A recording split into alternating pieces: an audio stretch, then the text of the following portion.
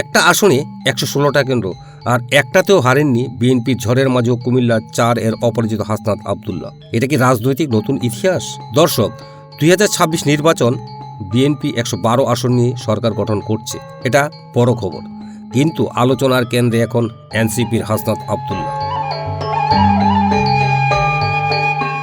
কুমিল্লার ৪ আসনে শাপলাকলী প্রতীকে ১১ দলীয় জোটের প্রার্থী হিসেবে তিনি লড়েছেন। ফলাফল সব ১১৬টা কেন্দ্রে জয়।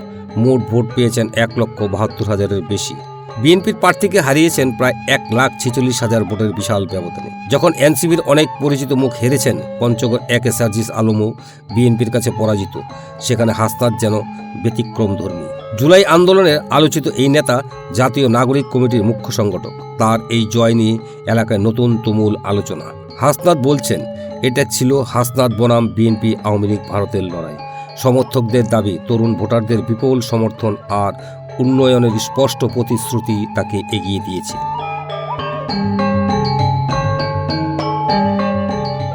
এমনকি শেষ মুহূর্তে বিএনপি নতুন প্রার্থী দেওয়ার পরও তিনি পিছিয়ে যাননি। কিন্তু আসল প্রশ্নটা এখনো বাকি, কিভাবে সম্ভব হলো ১১৬টা কেন্দ্রেই জেতা?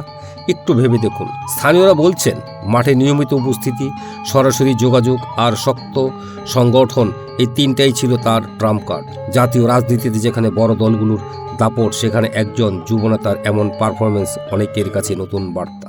সারা দেশে জামায়াত এয়ারলাইন্সের সঙ্গে এনসিপি এখন দ্বিতীয় অবস্থানে, এটাও কম চমক নয়। এখন হাসনাত যাচ্ছেন সংসদে। তিনি বলছেন, ইনসাফ প্রতিষ্ঠা আর এলাকার উন্নয়নে হবে তার অগ্রাধিকার। প্রশ্ন উঠেছে, এই জয় কি বিএনপির জন্য ভবিষ্যতে চ্যালেঞ্জ হয়ে দাঁড়াবে, নাকি এটা শুধু একটু আসনের ব্যতিক্রম ফল? আপনার কি মনে হয়, হাসনাত আবদুল্লাহ এই অপরাজিত জয় কি বাংলাদেশের রাজনীতিতে নতুন অধ্যায়ের শুরু, নাকি সময়ই বলে দেবে আসল ছবি? কমেন্টে আপনার মতামত জানান, আর এমন আপডেট পেতে চ্যানেলটি সাবস্ক্রাইব করে রাখুন। ধন্যবাদ।